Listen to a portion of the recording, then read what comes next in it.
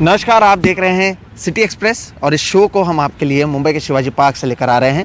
और इस बुलेटिन की हम शुरुआत जम्मू कश्मीर की खबर के साथ करेंगे, क्योंकि अनुच्छेद 370 हटाए जाने के बाद गृह मंत्री अमित शाह पहली बार राज्य में पहुंचे। सुरक्षा से जुड़े एक अहम बैठक उन्होंने की।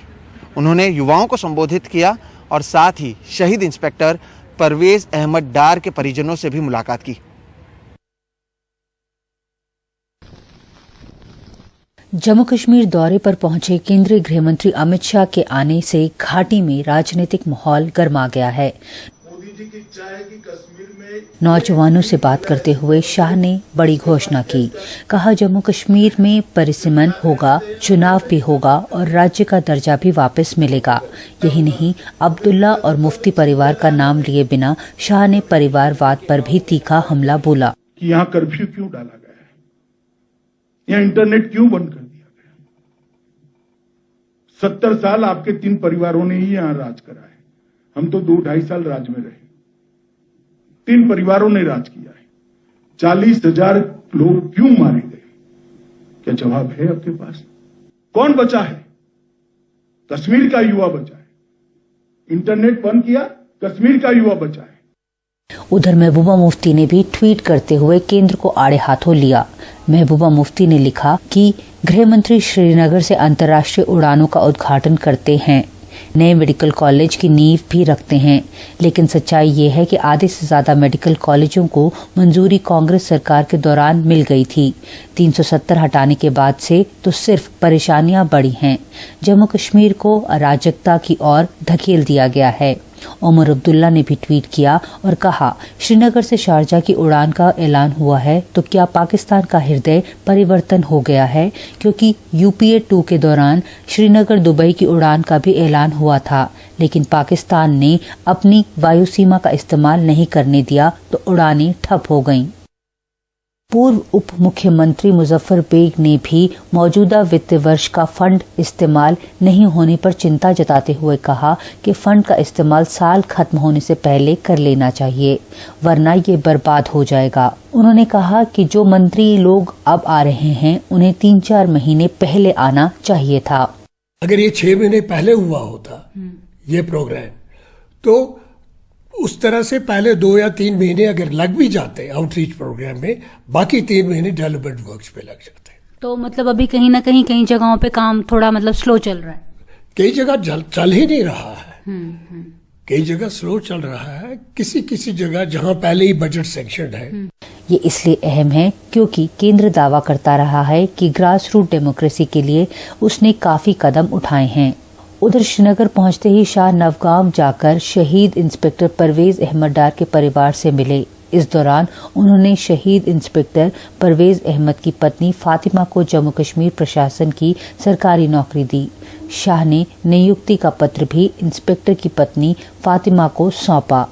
श्रीनगर से नीता शर्मा, NDTV इंडिया के लिए। यूपी चुनाव से पहले कांग्रेस महासचिव प्रियंका गांधी अपने अभियान पर जमकर पसीना बहा रही हैं। यूपी के बाराबांकी से 7 बड़े चुनावी वादों का ऐलान करते हुए उन्होंने प्रतिज्ञा यात्रा की शुरुआत की। इसका मतलब है कि ये लोग जब सत्ता में आते हैं। शनिवार सुबह कांग्रेस महासचिव प्रियंका गांधी उत्तर प्रदेश की महिला किसानों के बीच नजर आईं। प्रियंका ने महिला किसानों से उनकी समस्या जानी और उनके हाथ से खाना भी खाया।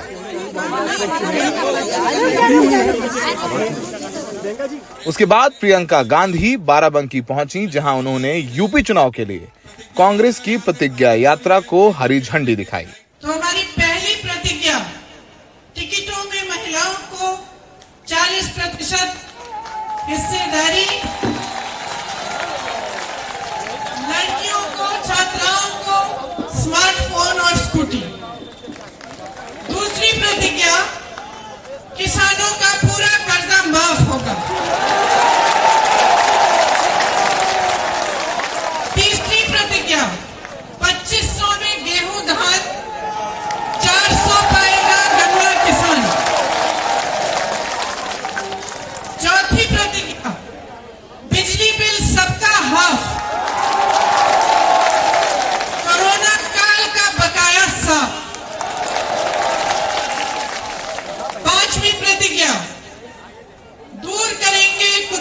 आर्थिक मार परिवार को देंगे 25,000। आखिरी प्रतिज्ञा 20 लाख को सरकारी रोजगार। बीजेपी ने प्रियंका गांधी के चुनावी वादों पर तंज कसते हुए कहा है कि जिन राज्यों में कांग्रेस की सरकार है, क्या वहां बीजेपी महिलाओं को आरक्षण दे रही है? इस प्रकार की हास्यास्पद बातें करके प्रियंका जी किसको बहलाने का प्रयास कर रही है? ये उत्तर प्रदेश की जनता है, उनके बहकावे में नहीं आएगी। अगर आप देखेंगे कांग्रेस का प्रचार उत्तर प्रदेश में, तो महिलाओं को केंद्र में रखा गया है, चाहे वो 40% आरक्षण की बात हो या फिर लड़कियों को लैपटॉप और मोबाइल बांटने की बात हो। प्रियंका को पता है कि जिस तरीके से वो इस समय महिलाओं से मिल रही हैं, उन्हें गले लगा रही हैं, वैसे ना तो बसपा प्रमुख मायावती महिलाओं से मिलती हैं, ना ही अखिलेश यादव की पत्नी डिंपल यादव वो कनेक्ट जमीन पर महिलाओं से मिलकर बना पा रही हैं। तो प्रियंका यूपी में महिलाओं को मजबूत प्रतिनिधित्व देने की कोशिश कर रही हैं। नई दिल्ली में सौरभ शुक्ला, NDTV इंडिया। देश भर में पेट्रोल और डीजल के दाम बढ़ रहे हैं और इसके खिलाफ NSUI ने दिल्ली में विरोध प्रदर्शन किया, जहां पर सैकड़ों की तादाद में कांग्रेस के कार्यकर्ता इसमें शामिल हुए। एक ठेले पर 2 पहिए वाहन को ले जाकर वो पेट्रोल पंप पहुंचे और इस तरह से उन्होंने अपना विरोध प्रदर्शन दर्ज किया। तो वहीं सिटी एक्सप्रेस में फिलहाल वक्त है एक ब्रेक का। ब्रेक के बाद आपको बताएंगे मुंबई में फिर से खुले नाट्यगृह के बारे में और किस तरह से यहाँ के कर्मचारियों के लिए पिछले 1.5 साल चुनौतीपूर्ण रहे।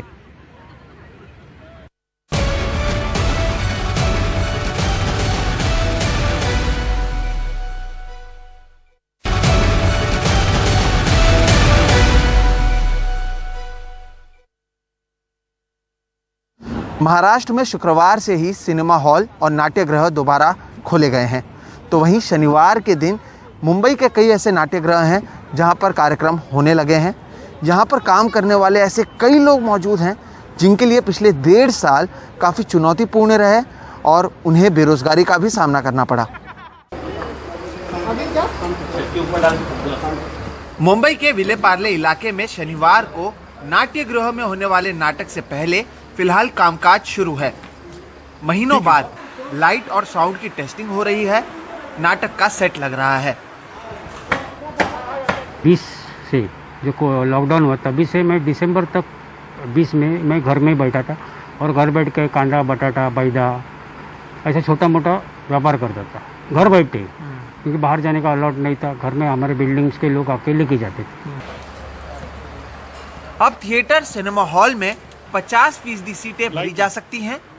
पहले लॉकडाउन के बाद ये खुले थे, लेकिन 2 महीनों के भीतर ही फिर बंद कर दिए गए।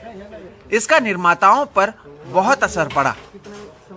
ये प्ले चलने लगा और लॉकडाउन हो गया, तो जब पूरा खर्चा किया है और उसके बाद बीच में जाके जब प्ले बंद हो जाता है तो प्रोड्यूसर को तकलीफ तो होती है। अगर मेरे चेहरे पर सही से लाइट ना हो या फिर मेरे माइक में सही से आवाज़ ना आए, तो जो मैं आपको कहना चाहता हूँ वो शायद आप समझ नहीं पाएंगे। लेकिन थिएटर में जो काम ये लोग करते आए हैं 1.5 साल में, उनके बारे में किसी ने नहीं सोचा। उन्हें कई तरह की परेशानियों का सामना करना पड़ा। अब जब चीज़ें खुल रही हैं, उनकी उम्मीद और दुआ यही है कि ये चीज़ें कम से कम वापस बंद ना हो। मुंबई से कैमरा पर्सन राजेंद्र दयालकर के साथ सोहित मिश्रा, NDTV इंडिया। पहाड़ों में बदला मौसम का मिजाज बता रहा है कि मैदानी इलाकों में पारा और नीचे जाएगा। जम्मू कश्मीर में पीर पंजाल की पहाड़ियों पर जमकर बर्फबारी हुई है, जिसकी वजह से राजौरी में मुगल रोड बंद कर दी गई है। रास्तों पर जमा बर्फ को हटाया जा रहा है। तो वहीं सिटी एक्सप्रेस में आज फिलहाल इतना ही। आप मुझे, मेरे वीडियो जर्नलिस्ट राजेंद्र दयालकर और हमारी पूरी टीम को दीजिए इजाज़त। देश और दुनिया की बाकी खबरों के लिए आप देखते रहिए सिर्फ NDTV इंडिया। नमस्कार।